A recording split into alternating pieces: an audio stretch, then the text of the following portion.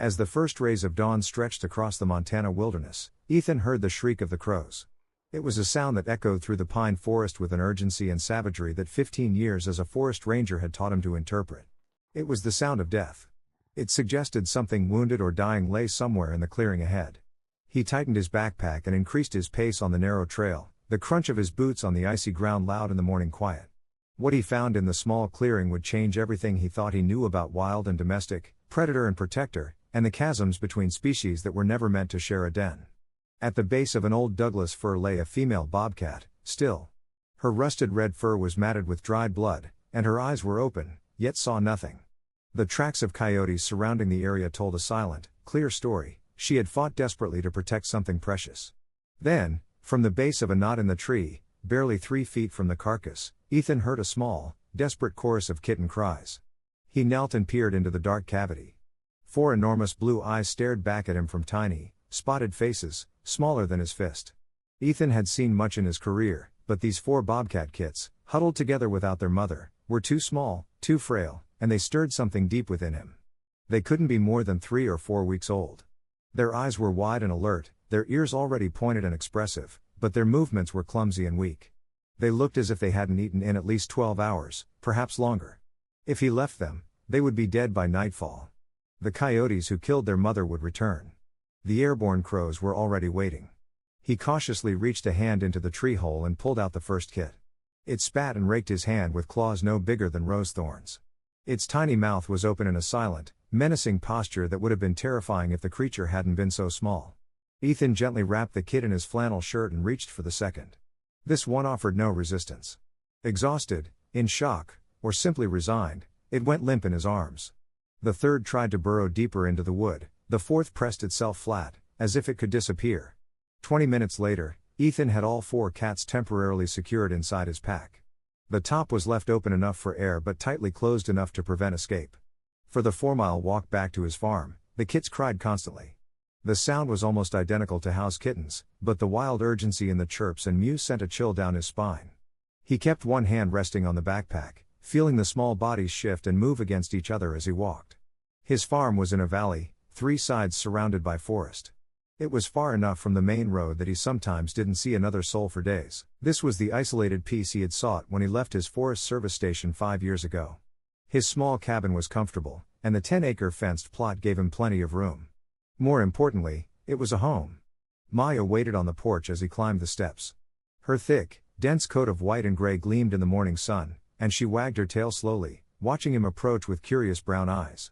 Maya was a 4-year-old Alaskan Malamute, a magnificent creature with the coloring of a winter landscape and a spirit of unwavering loyalty. Ethan had adopted her from a shelter 2 years prior, after she had lost a litter of puppies due to birthing complications. The vet had said she couldn't have puppies anymore, and Ethan had seen the sadness in her deep eyes. For months afterward, her seeking out of young animals during their walks had been heartbreaking to him. Ethan didn't know how she would react to the bobcat kits. He cautiously set the backpack down on the porch and opened it. 4 tiny, spotted faces looked up at him, blinking in the bright light. Maya approached immediately, her nose working furiously as she caught the scent of the kittens. Her whole body became rigid, not in fear, but attention. Her tail stopped moving, and her ears were pointed forward with sharp attention and alertness. The cats saw her and reacted with immediate, instinctive terror. 3 tried to scramble backward into the tight confines of the pack. The 4th kit, the smallest and most determined, struggled to its shaky feet and spat directly at the massive gray and white face of the dog. The dog's head was at least 4 times the size of the entire kitten. Maya did not growl or bark. She simply stared at the small creatures with an expression Ethan had never seen before. It was a mixture of confusion and something akin to a realization of their vulnerability. It was as if the ancient part of her brain was speaking, saying, "These are children. And children need to be protected." Even if the rational part was saying, "But these are not my children, and they smell strange and wild." Ethan carefully picked up the backpack and carried it inside the house. Maya followed close behind, as if stepping on his heels, her gaze never leaving the pack.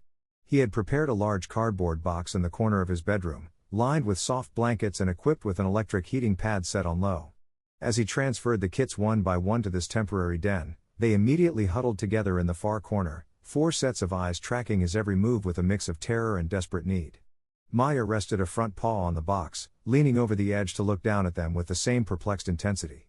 Ethan wondered if she could smell the death that clung to them, the scent of their mother's blood still on their fur. He wondered if, to some extent, she understood that they had lost everything, just as she had lost everything. The first feeding was disastrous. Ethan had called the local wildlife rescue center from his truck on the way home, receiving basic instructions over the phone. Special kitten milk formula, warm but not hot, administered by bottle or syringe every 3 to 4 hours. He mixed the formula as instructed and put it into 4 tiny feeding bottles he had bought months ago at the veterinary supply store for a completely different reason. The kits wanted none of it. They spat, they gagged, they turned their faces away from the rubber nipples. They were old enough to distrust anything that didn't smell like their mother. They were also young enough not to understand what a bottle was or how to use it. It took Ethan 45 minutes to get a small amount of formula into the most resistant kit, finally succeeding by gently supporting its head and squeezing a few drops directly down its throat. The cat swallowed by reflex, and then, as if realizing what was happening, began to suck eagerly. By the time all 4 had been fed, his shirt was soaked with spilled formula. His arms were covered in tiny scratches, and he was exhausted. The cats, finally full, immediately huddled up and fell fast asleep. Ethan slumped into a chair beside the box, closing his eyes. That's when Maya acted. Ethan opened his eyes to see the large Alaskan Malamute carefully climbing into the box. She moved slowly, deliberately, as if approaching something fragile and precious. The sleeping kits did not wake immediately, too tired from their ordeal to notice the huge presence enveloping them. Maya curled up and lay down with care, her body forming a warm, protective barrier around the small, spotted pile of children. And she began to lick them. She started with the smallest kit, the one that had spat at her on the porch. The dog's large tongue gently but firmly smoothed over the kit's face, from its nose to its back. The kitten squirmed, made a tiny sound, and then fell deeper into sleep. Maya moved to the next, and the next, cleaning each with the same systematic care, yet with an expression and focus more intense than any wild mother. Ethan watched in silence, afraid that any movement or sound from him would break the miracle happening in that cardboard box. When she finished, the kit's scent had changed. They no longer smelled of death and fear and the wild, but of dog, and reassurance, and home. When Maya finally rested her head on the edge of the blanket, the kits instinctively gravitated toward her warmth. They didn't know she was a different species. They only knew she was big, warm, and smelled of milk and safety. That first night, seeing Maya refuse to leave the box even for dinner, Ethan named them. Scout was the brave kit, the one who first explored and stood up to hiss. Ash was the timid, grayish-toned kit, always hanging back. Blair was the troublemaker, the one who tried to climb the box walls. And Willow was the smallest, the one most interested in snuggling close to the nearest warm body. Over the next 3 weeks, a routine established itself that Ethan never thought possible. Every 4 hours, he fed the kits with the bottle. They improved each time, learning to grip the nipple with their tiny paws and suck eagerly. In between feedings, Maya took over. She cleaned them constantly, her tongue meticulously licking every inch of their small bodies.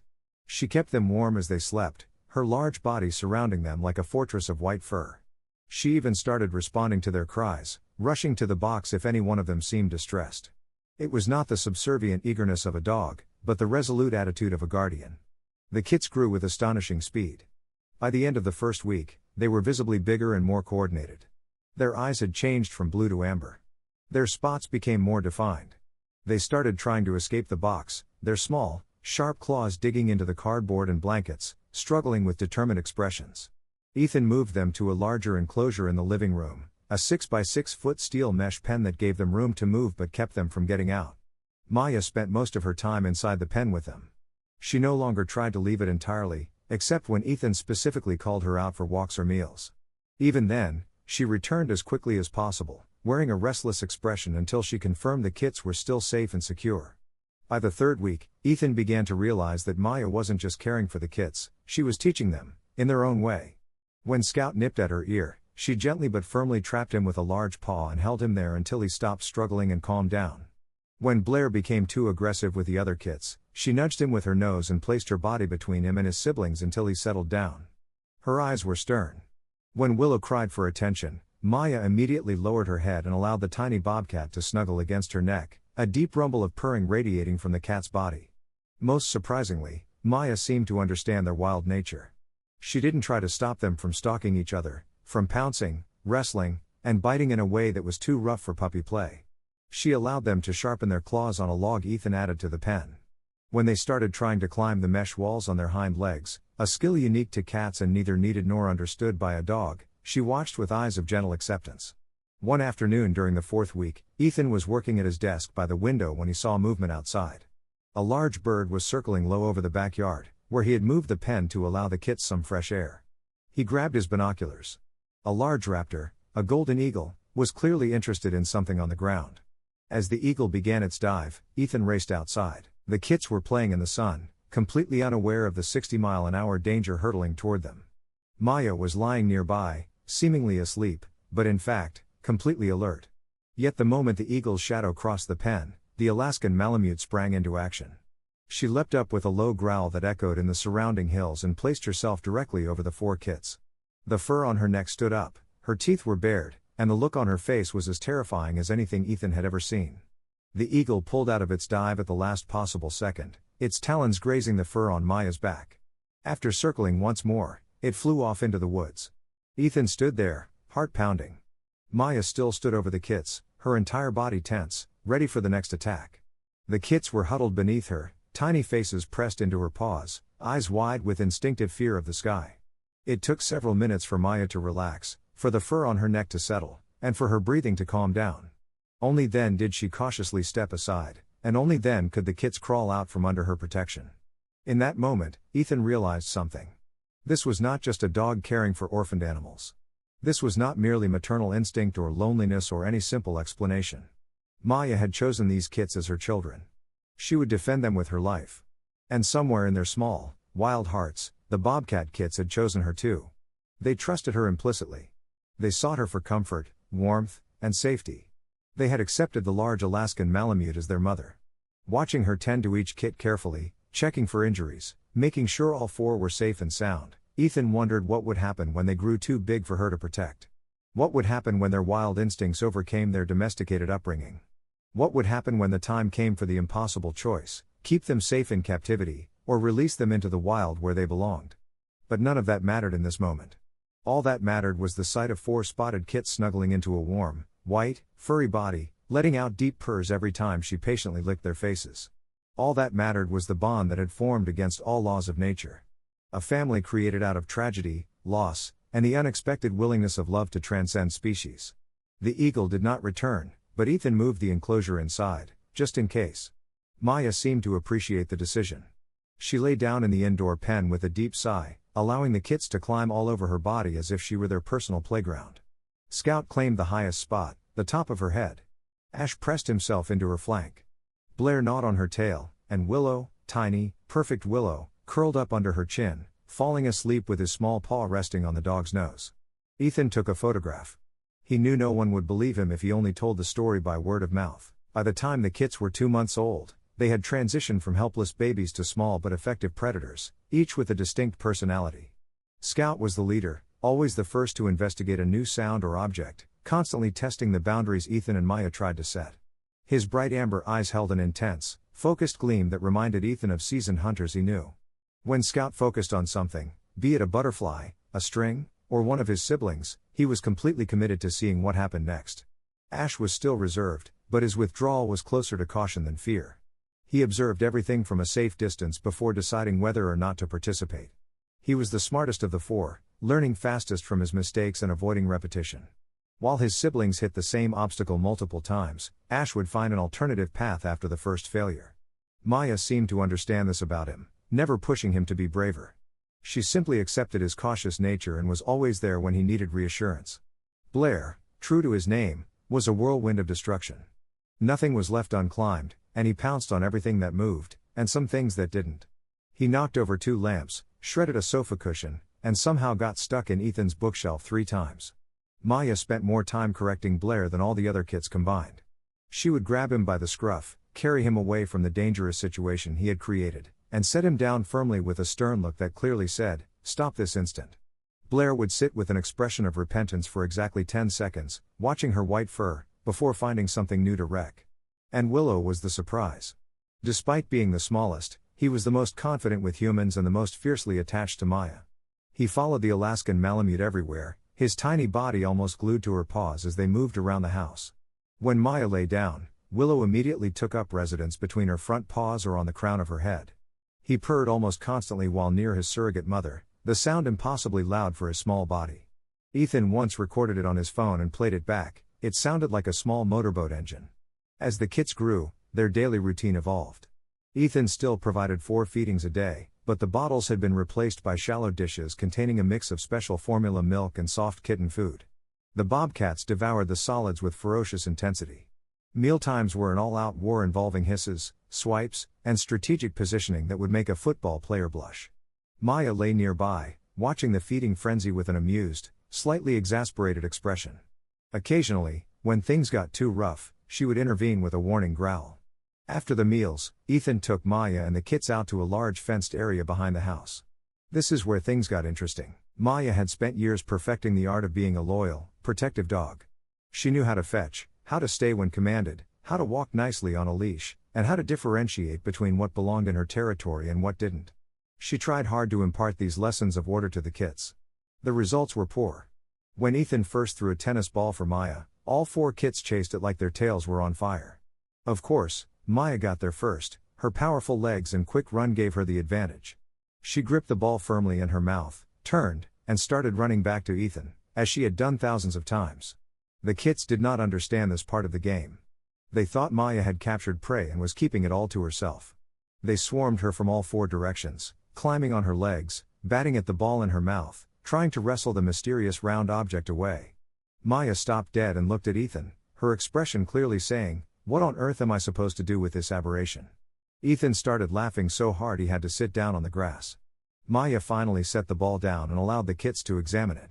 They sniffed it, licked it, batted it around, and then quickly lost interest when they realized it neither smelled like food nor behaved like prey. Scout picked it up in his mouth and tried to carry it back as Maya had, but the ball was too large for his tiny jaw. He dropped it, hissed at its uncooperativeness, and walked away with his tail held high. Attempts to teach traditional dog games also failed. When Ethan told Maya to sit, she immediately dropped her body to the ground and looked up at him, expecting a treat. The kits watched this exchange with utterly confused expressions. When Ethan gently pushed Scout's hind end to encourage him to sit, the uncooperative Bobcat either went flat on his belly as if Ethan were trying to kill him, or he leapt straight into the air and landed 3 feet away. Sitting on command was clearly not in the Bobcat manual. Rolling over was worse. Maya could roll on command, flipping her whole body in one graceful revolution that she only displayed when being praised. When Blair tried to imitate this, he only managed a half roll, panicked at being upside down and vulnerable, and sprang sideways, plunging into a nearby bush. He emerged covered in leaves and looking very angry. Ash refused to even try, having watched Blair's miserable ordeal. Willow tried once and succeeded, but the posture reminded him too much of the submissive posture that a dominant animal imposes on a weaker one, and he never did it again. Scout tried to bite Ethan's hand when a second attempt at rolling was suggested. However, there were things the kits could teach. Climbing, for example. Bobcats are natural climbers. Their sharp claws and flexible bodies are designed for scaling trees and rocks. They would scramble up the old cedar tree on the edge of the property, their small figures moving up the trunk as smoothly as liquid. Maya would stand below the tree and whine up at them, clearly wanting to join but lacking the equipment and physical ability. The kits seemed to find this amusing. They looked down at her from high branches, an expression of what seemed like delight at her grounded limitations on their faces. Scout learned that he could elicit a reaction from Maya by climbing to worrying heights. He would ascend to the very tip of a thin branch, swaying precariously in the breeze, and Maya would pace below, clearly distressed, letting out high-pitched cries and occasional low barks, as if saying, "Please, come down before you kill yourself." Scout would wait until her anxiety peaked, and then jump down in a controlled fall, landing with perfect precision on a lower branch before descending the rest of the way. Maya would immediately pin him to the ground and lick him furiously, as if washing away the fear he had just caused her. The kits also introduced Maya to the concept of stalking as recreation. For a bobcat, stalking is not just hunting, it is play, practice, and, apparently, comedy. They would hide behind furniture, in tall grass, or under the brush, waiting for Maya to walk by. Then they would pounce on her legs, her tail, or sometimes her face, their small bodies flying through the air with impressive precision. Maya started developing an almost supernatural sense for these attacks. She would stop halfway, turn her head, and stare directly at the clump of grass where Ash was hiding, simply staring until he sheepishly emerged, pretending he hadn't been planning an ambush. But sometimes, she pretended not to notice, allowing them to succeed in their assault. As she walked past a hiding spot, Blair would leap out and grab her tail with all four claws. Maya would let out a dramatically low growl, turn around as if genuinely surprised, and then gently chase him around until he tired out, chattering with a small, high-pitched cheap sound, because yes, bobcats laughed. It wasn't laughter in the human sense, but a distinctive chirping sound they made when playing, enjoying themselves, and feeling completely safe. Maya learned to recognize this sound and seemed to thrive on it. Her eyes grew soft. Ethan documented everything. He took dozens of photos and videos every day, knowing these moments were temporary and precious. He shared them online, and they went viral instantly. People could not believe what they were seeing, an Alaskan Malamute raising wild bobcats. The comments ranged from touching to skeptical to concerned. Some accused him of illegally keeping dangerous wild animals in captivity. Others said he was performing an important rescue. A few suggested he was faking the whole thing with digital effects or trained animals. Ethan stopped reading the comments after a while. He knew what was true, he knew what was happening in his house and on his property. He knew that Maya had forged a genuine bond with these kits, and they with her. He also knew that this situation couldn't last forever. His conversations with the Wildlife Rescue Center became more frequent. They had been tracking the kits' progress from the beginning. By the third month, they started asking about time. How big were the cats now? How strong were their wild instincts?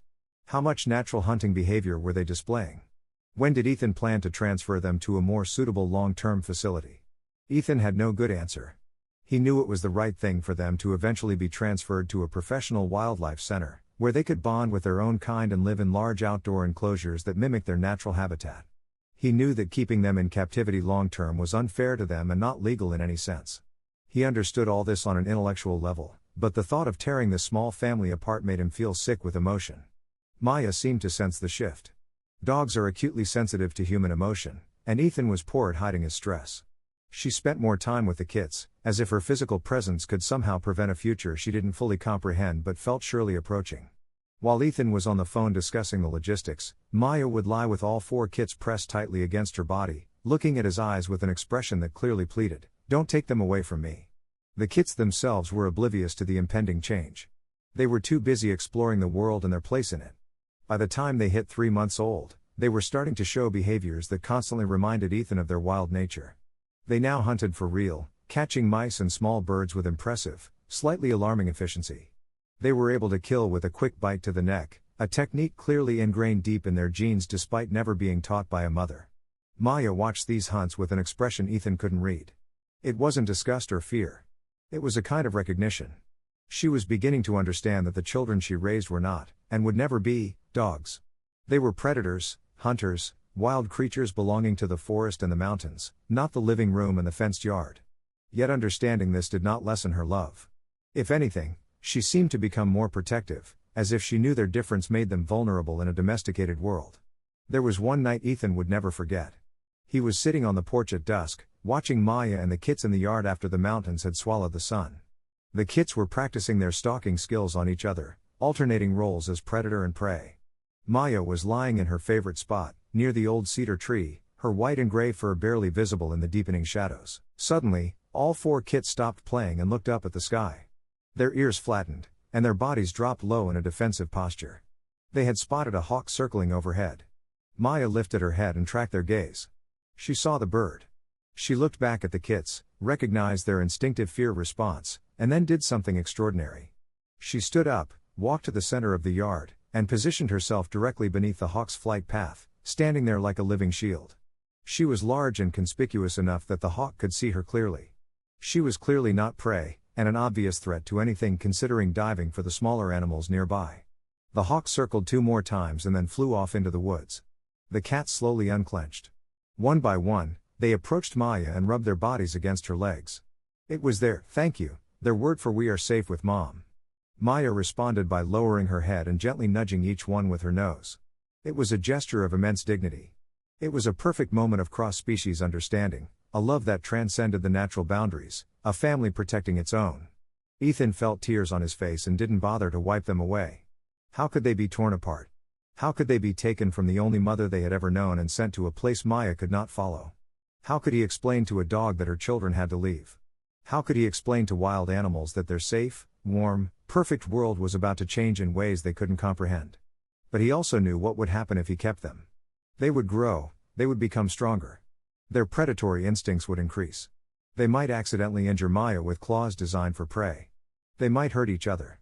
They would never be truly happy in captivity, never reach their full potential as wild bobcats. Keeping them would be a selfish choice, beneficial to Ethan and Maya, but detrimental to the kits themselves. That night, Ethan made the call. He scheduled the transfer for 3 weeks later. The Wildlife Center had an opening in their bobcat enclosure. It was a vast, outdoor habitat with trees, water features, and plenty of space for 4 growing kits. They would be wild again, or as close to wild as hand-raised bobcats could get. They would eventually be released once they acquired the necessary survival skills. It was the right choice, the only choice. But his heart felt like it was being ripped from his chest. He didn't tell Maya. How could he? But she knew somehow anyway. That night, even when tagged, she refused to come inside. She stayed in the outdoor pen with the kits. Her body was curled up, encompassing all 4, warming them with her heat, holding them close with her powerful presence. Ethan brought a blanket out and placed it over them. As he watched from the window, Scout was asleep on her back, his small head resting against hers. Ash was pressed into her belly, purring softly. Blair tried gently gnawing her ear, and when she didn't react, finally gave up. Willow was buried under her chin, almost invisible in the white fur, his tiny paw resting on the dog's nose. 3 weeks. They had 3 weeks left until everything changed. Ethan went to bed, but he couldn't sleep. He lay in the dark, thinking about the bond that shouldn't exist, but did. About the love that defied species, logic, and the laws of nature. About the Alaskan Malamute who lost her children and found new ones in the most unexpected place. About the 4 wild bobcats who should have feared the dog, yet saw her as their whole world. Outside, under the starlight, Maya held her family close and wished the night would last forever. The final 3 weeks passed in a rush and a crawl all at once. Ethan spent them trying to engrave the small moments into his memory. The way Scout greeted him every morning with a headbutt strong enough to leave a bruise on his leg, then looked up at him with a challenging gaze. The way Ash finally purred on his lap after exactly 27 seconds of careful consideration, always keeping a constant distance. The way Blair stole Maya's toys and hid them in increasingly ingenious places, and the way Maya sometimes displayed rare patience in seeking them out. The way Willow curled up on Ethan's lap during his evening reading time, purring so loudly Ethan could barely hear his audiobook. But mostly, he engraved Maya. The way she counted her children every few minutes with an alert glance, making sure all 4 were safe and visible. The way she learned to play with each of them according to their personality and needs, yet always with dignity. The way she groomed them with almost endless patience every night, starting with the toughest looking Scout and ending with the most trouble-prone Blair, in the exact same sequence. The way she slept curled around them like a fortress made of fur, loyalty, and impossible eyes. Ethan tried to prepare Maya, though he knew it was futile. He started taking her on longer walks, involving forced separation where she was away from the kits for gradually increasing periods of time. Maya tolerated these walks, but she was never fully relaxed. She constantly looked back toward the house, her ears straining for any sound that might signal trouble, her stride serious and focused. When they returned, she rushed to check on the kits, examining each one thoroughly as if Ethan had been gone for days, not an hour. The kits were growing at an astonishing rate. At 4 months old, they were half the size of Maya. Their legs were long and muscular, their bodies lean and powerful. Their spotted coats had developed the beautiful, rich patterns of adult bobcats, each unique and striking. Scout's pattern was the boldest. Ash's was softer and more delicate. Blair had an unusual blaze of spots on his shoulder, like a flame. Willow's spots were small, perfect circles, as if someone had carefully painted them with a fine brush. They no longer looked like babies. They looked like young, wild predators, capable of inflicting serious damage if they chose to use their strength. Ethan watched them practice their hunting techniques on logs, claws extending and retracting, simulating the killing bite. They had been observed taking prey as large as themselves. They were becoming what nature intended, and it was both beautiful and terrifying. A week before the scheduled transfer, staff from the Wildlife Rescue Center visited. They needed to assess the kits, confirming they were healthy and ready for the transition. 2 women arrived in a truck bearing the center's logo, carrying clipboards, cameras, and professional distance. Ethan led them to the outdoor pen where Maya and the kits spent most of their time. As the strangers entered the property, all 4 bobcats vanished into the hiding places they had prepared for just this sort of situation. Maya positioned herself in front of their favorite hiding spot, her neck fur clearly raised, her eyes holding a vigilant, challenging light. She knew these people had come for her children. She knew it with the same certainty one could predict a storm or an earthquake before it happened. The assessment took over an hour. The women carefully coaxed the kits out one by one, checking their weight, their condition, and observing their behavior. Scout was wary but cooperative. Ash refused to come out until he was gently but firmly pulled out by the scruff of his neck. Blair tried to bite one of the women and was sternly corrected by a sharp growl from Maya that made Ethan laugh despite his tension. Willow had to be carefully pulled away, clinging to Maya's neck, letting out a sound that wrenched everyone's heart. The verdict was good. The kits were healthy, well socialized to humans but appropriately wild. They retained enough natural instinct that the center was confident they could eventually be released. They would spend 6 months to a year in a vast outdoor habitat, learning to hunt, live, prey, avoid humans, and become fully independent bobcats. Then, if all went well, they would be released into a protected wilderness area, free to live as nature intended. It was everything Ethan had wanted and everything he feared. After the women left, he sat on the porch, watching Maya gather the kits, meticulously licking each one, as if washing away the scent of the strangers. The kits pressed into her, seeking reassurance, and she gave it freely. Ethan wondered if this was what it felt like to send a child off to college, this immense mixture of pride and sorrow, knowing you are doing the right thing but wishing you could stop time and keep them small and safe forever. The night before the transfer, Ethan barely slept. He could hear Maya's heavy, cautious footsteps moving around the house, constantly checking on the kits. Around 3 a.m., he woke up and walked into the living room. Maya was lying in the center of the room, all 4 kits piled on her body in a mountain of white fur and spots. Her eyes were open, reflecting the moonlight streaming through the window. She stared at Ethan with an expression of deep, solemn grief, and he had to look away. He sat down next to her and placed a hand on her head. She leaned into the touch but kept her eyes on the kits. Ethan whispered things to her that may or may not have made sense, but he felt he had to say. He told her she had been the best mother these children could have had. He told her she had saved their lives and given them a chance at a future. He told her it was okay to be sad, that he was sad too, and that goodbyes hurt when the connection was this important. Maya licked his hand once with a dry tongue, then turned her attention back to her sleeping children. Ethan sat there with her until dawn, watching the last night of their impossible family. The team arrived at 10 a.m. They brought 4 specialized crates, each designed for the safe transport of wildcats. The crates were larger and sturdier than Ethan expected, with solid sides, vents, and locks. They looked like small prisons. Getting the kits into the crates was harder than anyone anticipated. Scout went in first, lured by a favorite toy and a treat, entering the crate with confidence, only realizing what was happening when the door slammed shut. His cry of betrayal echoed across the property. Maya immediately rushed to the crate, pressing her nose to the vent, letting out a low, rumbling growl. Ash was coaxed out carefully, taking 20 agonizing minutes. Blair had to be forcibly scruffed, resisting every inch of the way. Willow was the worst. He clung to Maya with all 4 claws, shrieking, his eyes wide with terror. As Maya watched with an expression of utter despair, a faint whimper escaped her throat. Ethan had to pull him away by force. When Willow was finally safe in the crate, he clung to the side of the crate nearest Maya, crying with a sound Ethan had never heard before, pure desperation. The 4 crates were loaded into the truck. Maya tried to leap up after them. Ethan wrapped his arms around her, gripping her chest tightly with both arms. Her body strained with all her weight toward the truck, where her children were crying for her. She couldn't understand. She could hear them calling her, but she couldn't get to them. Her confusion and sorrow manifested as a low growl and a distant howl that Ethan would hear in his nightmares for months to come. The truck drove down the long driveway. Maya wrenched herself free of Ethan's arms and ran after it, barking frantically. Her barks were powerful and resolute. Even when the truck was far away, only a cloud of dust remaining, she didn't give up, chasing it at full speed toward the main road. Ethan drove after her in his own truck, calling her name, but she didn't stop. She ran until her body could run no more, until her legs gave out and she collapsed on the side of the road, breathless, growling, searching the empty space for the children who were no longer there. Ethan brought her back in his truck. She was too exhausted to resist. He drove home in silence. Maya lay on the passenger seat, staring out the window with an expression of distress and exhaustion unlike anything he had ever seen on a living creature. When they arrived home, she went straight to the empty pen and began searching for the kits.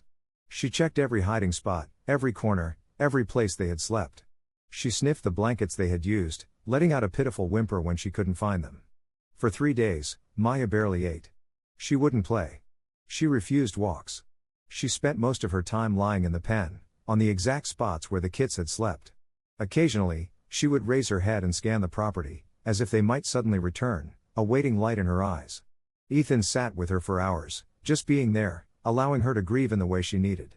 He understood that for her, this was not just sadness, this was a real, profound loss that any biological parent would feel. Over the next few weeks, Maya slowly started returning to her normal life. She began eating and drinking normally.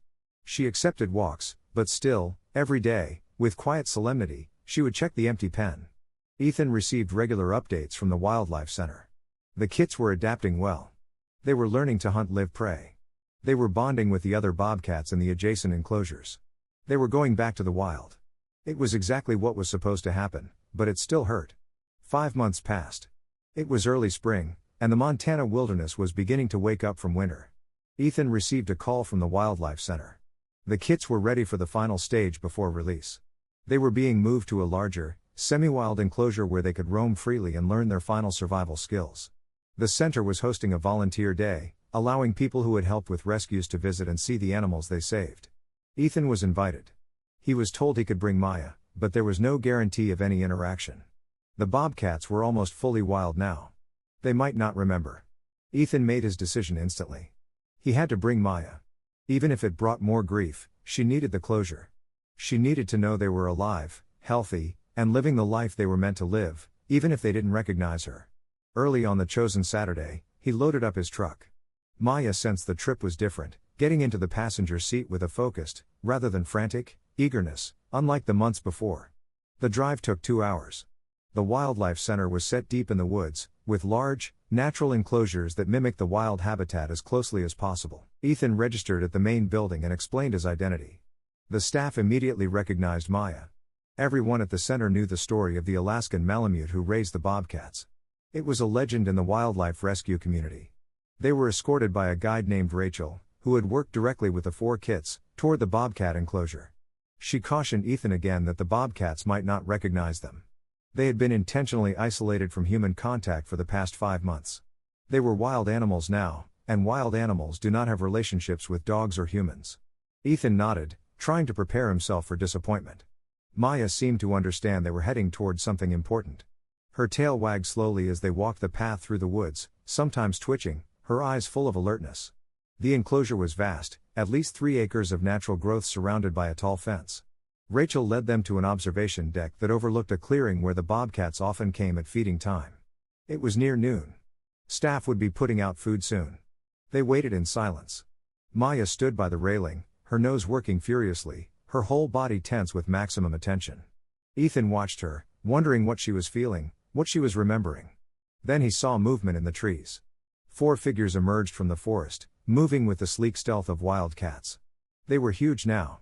Fully grown bobcats with powerful bodies and confident strides. Ethan could identify them by their distinctive spot patterns, but Maya recognized them instantly. The moment she saw them, her entire body began to tremble, almost imperceptibly.